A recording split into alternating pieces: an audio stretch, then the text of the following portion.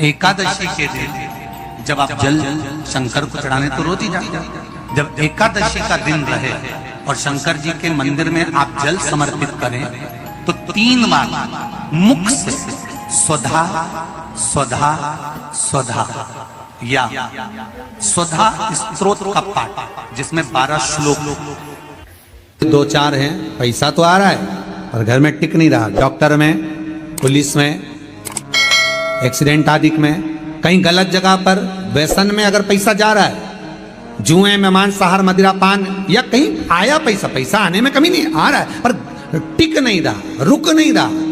कोई मांगने आ गया, दे दिया, फिर वहां से अपने पास नहीं आ रहा, अपन कह रहे हैं भैया हमारा पैसा लौटा दो, नहीं आ रहा।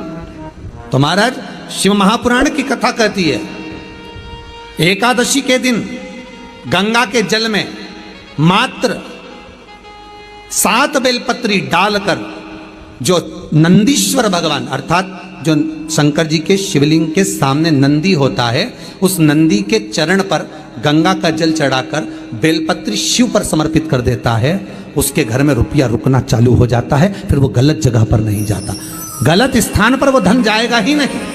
एकादशी कौन है, कहां से प्रगटी है? माया? नहीं, एकादशी है कौन? क्यों इसकी इतनी प्रधानता है, क्यों इसकी पुण्यता है? ऐसा क्या है एकादशी में जो इसकी पुण्यता मानी जाए? कौन है ये जो भगवान नारायण तक एकादशी का व्रत करते हैं? सुभद्रा जी को भगवान जगन्नाथ ने, जगदीश ने एकादशी का व्रत कराया था। बद्रीनारायण भगवान को माता लक्ष्मी ने एकादशी का व्रत कराया था। क्यों? चंद्रायण एकादशी व्रत की माता। एकादशी है कौन? तो कहा जिसको व्रत करने पर भगवान नारायण भी जिसका व्रत करते हो, भगवान माता लक्ष्मी जिसका व्रत करती हो, वो एकादशी है कौन? तो शास्त्र वर्णन करता है महाराज, स्कंद पुराण का सुंदर चातुर्मास्य खंड के अंतर्गत वर्णन आया है महाराज। एक बार भगवान विष्णु आनंद में विराजमान थे, पद्मावती और माता लक्ष्मी दोनों उनके पास में विराजी हुई थी, दोनों बैठी। भगवान लक्ष्मी और पद्मावती दोनों बैठी, एक सिर के पास, एक चरण के पास। कुछ समय बाद वहीं पर ब्रह्मदेव का आगमन हुआ और ब्रह्मा जी आगमन पाकर भगवान नारायण पद्मावती से लगकर उठे और उठकर लक्ष्मी की ओर झुके। झुकने पर इन तीनों के समागम से भगवान नारायण के हृदय चित्त से एक कन्या प्रकट हो गई। उस कन्या का नाम एका था। क्या नाम था? एका।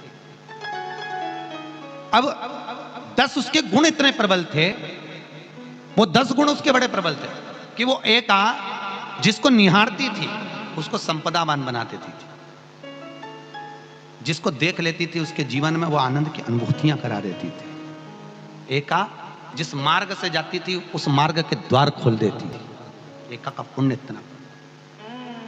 इतना पुण्य प्रखर। पद्मावती और लक्ष्मी ने कहा महाराज ये बेटी आपके द्वारा निर्मित हुई है, इसका कन्यादान करना चाहिए। हमारे यहाँ हिंदू धर्म में रीति है, जिस दिन कन्यादान करा जाता है उस दिन व्रत रखा जाता है। अब आजकल रखते कि नहीं रखते हो मालूम नहीं, और कन्यादान करते समय व्रत रखा जाता है। व्रत रखना, एका का कन्यादान करना है। भगवान बोले कन्यादान करें, किसको दें? एका किसको दी जाए?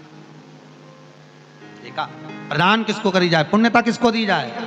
भगवान नारायण ने उसी समय लक्ष्मी और पद्मा से पूछा, तुम बताओ। पद्मा लक्ष्मी दोनों एका से पूछी, एका बताओ इसका पुण्य, हम आपका हस्त कमल आपको प्रदान किसको करें, हम किसको दें? एका कहती है पिताजी, भगवान से कहती है नाथ कृपा करिएगा मेरे को, अगर प्रदान करना चाहती हो, अगर मुझे देना चाहते हो तो एक काम करो, एक काम करो। यदि आप देना चाहते हो तो भगवान एक काम, माता ने कहा कि पिताजी अगर कुछ देना चाहते हो तो ऐसी कृपा करो, संसार के मनुष्य अगर मृत्यु लोक में आकर के अंदर 2 एकादशी का भी पुण्य भाग अगर ग्रहण करते हैं तो ये एका उनकी होती है और वैकुंठ का राह खोल देती है।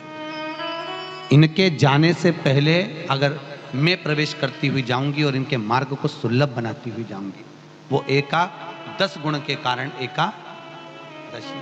दो चीजों को याद रखिए, गौदान और एकादशी। श्रीमद् वल्लभाचार्य जी ने मायावत का खंडन करा था जगन्नाथपुरी में, और श्रीमद् वल्लभाचार्य जी ने कहा था एकादशी मरने के बाद मत दो, एकादशी जीते जी दो। कहा था कि नहीं कहा था? जीते जी दान करिए। इसलिए जगदीश में जगन्नाथपुरी में एकादशी उल्टी लटकी हुई है। करें आपने दर्शन? जगदीश में एकादशी को उल्टा लटकाया, क्यों? क्योंकि वल्लभ ने कहा कि एकादशी जीते जी दो। कई पंडितों कहते हैं तुम्हारे दादाजी मर गए, जब 12वें का दिन होता है ना तो पंडित जी संकल्प छुड़ाते हैं, दो एकादशी। बड़े बेटे ने 5 दे दी, छोटी बहू ने 3 दे दी, उसने 2 दे दी, उसने 2 दे दी। तो क्या तुम्हारे दादाजी भिखारी थे जो तुम्हारी एकादशियां लेकर जाएंगे? और तुम कौन होते हो दादाजी को एकादशी देने वाले? तुमने कौन सा इतने पुण्य कर लिए जो तुमने एकादशी दे दी? एकादशी के दान की महत्वता श्रीमद् वल्लभाचार्य जी ने कहा कि कोई व्यक्ति अगर खटिया पर सड़ रहा है, पलंग पर तड़प रहा है, हॉस्पिटल में पड़ा हुआ है, तो निवेदन है कि उसको देखने जाओ तो अपनी करी हुई एकादशी में से 2 एकादशी का दान उसको तुरंत दे दो। क्यों? तो जिससे उसको मोक्ष मिल जाए, मरने के बाद नहीं। क्योंकि मरने के बाद तो वो 10वें के दिन, गरुड़ पुराण में लिखा है 10 दिन तक जीवात्मा घर की अटारी पे रहती है। कितने दिन? 10 दिन। 10 दिन के बाद जीवात्मा चली जाती है। कहां जाती है? उसको जहां जाना है। 3 दिन में उसको भोग भोगना पड़ता है जीवात्मा को। 3 दिन नरक का भोग भोगती है, उसके बाद स्वर्ग का भोग भोगती है। 18 दिन में ये प्रोसेस पूरी हो जाती है। कितने दिन? 18 दिन। 18 दिन के बाद में उस जीवात्मा को धान के खेत में पटका जाता है। किसके खेत में? धान के, चावल के खेत में। इसलिए कहते हैं एकादशी के दिन चावल मत खाओ। कहते कि नहीं कहते? और क्या कहते हैं? द्वादशी के दिन चावल खाना जरूरी है। एकादशी का पालना करना है तो द्वादशी को चावल का 1 ग्रास खाओ, तब द्वादशी को चावल खाओगे तो एकादशी लगेगी। चावल नहीं खाओगे तो एकादशी नहीं लगेगी। द्वादशी को चावल खाना जरूरी है। क्यों कहते हैं? क्योंकि धान के खेत में जीव को छोड़ा जाता है, उस धान के खेत में, चावल के खेत में जीवात्मा रहती है। उसको चिड़िया खाती है तो चिड़िया के रूप में जन्म लेता है, मनुष्य खाता है तो मनुष्य के रूप में जन्म लेता है। इसलिए एकादशी के दिन चावल नहीं खाया जाता, क्योंकि एकादशी के दिन हम चावल खाएंगे तो जीव हत्या का दोष लग जाएगा।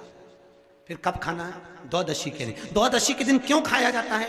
क्योंकि हम एकादशी के व्रत करे रहते हैं, और पहला घासा जब चावल का खाते हैं तो अपनी करी हुई एकादशी का पुण्य जितने जीव हमारे मुंह में जाते हैं उनको उसका पुण्य मिल जाता है, और उनका फिर जन्म नहीं होता, वो तर जाते हैं, उनको एकादशी का भाग मिल जाता है। इसलिए कहते हैं एकादशी को चावल मत खाओ, पर द्वादशी को। शमी के वृक्ष, बेलपत्र का वृक्ष, उसके नीचे की मिट्टी हो, उसके नीचे की रज हो, वो भी औषधि का कार्य करती है। जब किसी व्यक्ति को यूरिन से जुड़ी हुई प्रॉब्लम हो जाती है, उसको जब यूरिन से जुड़ा हुआ बहुत बड़ा रोग उत्पन्न हो जाता है, यूरिन नहीं आती है, या यूरिन रुक जाती है, या यूरिन उसकी निकलती ही नहीं, बाथरूम आती ही नहीं, उसको बहुत रुक रुक कर आती है, या बाथरूम पूर्ण तरह से नहीं आती, तो उसको करा क्या जाता है? उसको जाओ शमी का वृक्ष, शमी के वृक्ष की नीचे की मिट्टी लाओ, शमी के वृक्ष की पत्ती लाओ, बाबा देवादिदेव महादेव का अवधूतेश्वर नाम लेकर उसको अच्छा मिट्टी के साथ शमी की पत्ती को मल लो, थोड़ा गीला कर कर नाभि के नीचे उसको लगा लो। 5 मिनट के अंदर अच्छे से कितनी भी यूरिन रुक रही हो पर यूरिन निकलना प्रारंभ हो जाती है। उसको किसी चीज की जरूरत नहीं पड़ती, 5 मिनट लगता है बस, और 5 मिनट में यूरिन आना प्रारंभ हो जाता है।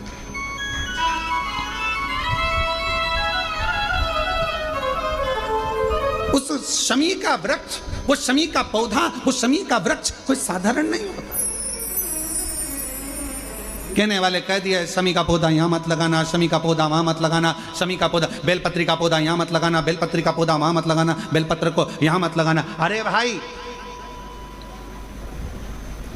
शमी का पौधा अगर तुम्हारे घर के अंदर है, शमी का छोटा सा पौधा यदि तुम्हारे घर के आंगन में है, शमी का छोटा सा पौधा या बेलपत्र का छोटा सा पौधा तुम्हारे यहाँ है, तुम्हारा घर का वास्तु दोष कितना भी बेकार हो, शमी का पौधा और बेलपत्र का पौधा सारे वास्तु को अच्छा कर देता है। एक शमी का पौधा, एक बेलपत्र का पौधा हमें सुख प्रदान कर देता है। एक पौधा।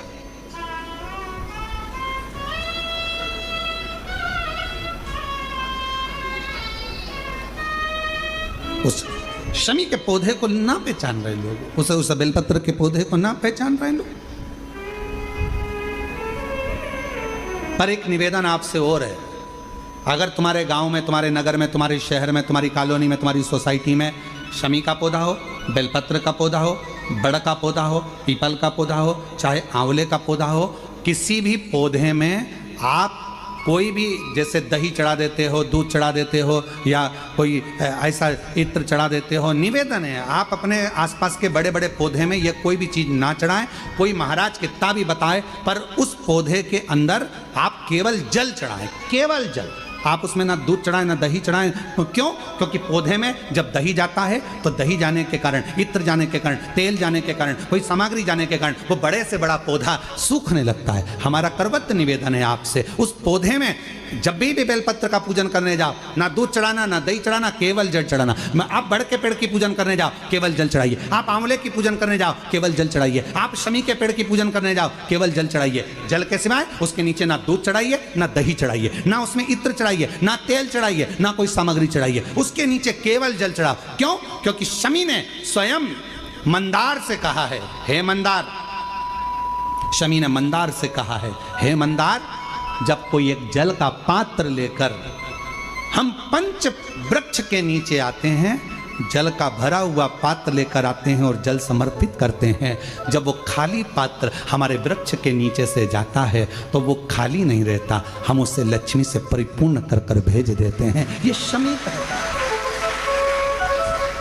अब ना जाने तुमको कौन कह देता है कि उसमें दूध चढ़ा दो, उसमें तुम्हें दही चढ़ा दो, उसमें ये चढ़ा दो, उसमें इत्र चढ़ा दो। किसी का कहना मत मानो, आप शिव महापुराण का कहना मानो। एक लोटा जल शमी के वृक्ष के नीचे चढ़ाओ, बेलपत्र के वृक्ष के नीचे चढ़ाओ, चाहे आप बड़े वृक्ष के नीचे चढ़ाओ, चाहे आप आंवले के वृक्ष के नीचे चढ़ाओ, चाहे पीपल के नीचे चढ़ाओ, पर जल चढ़ाओ। इसके सिवा कोई सामग्री। शंकर भगवान की कथा कहती है, मान लो यदि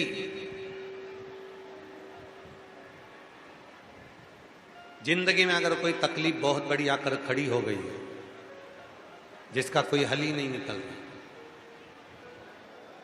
एक बेलपत्री लीजिए, अपनी हाथ की उल्टे हाथ की हथेली पर रख लीजिए, सीधे हाथ की हथेली से बेलपत्री को दबा दीजिए।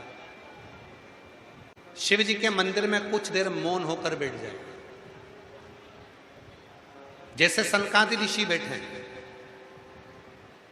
चारों की चारों भाई सनकादि ऋषि शिव जी के मंदिर में मौन होकर बैठे हैं। एक हाथ से उन्होंने अपने हृदय को भाव से समाहित किया।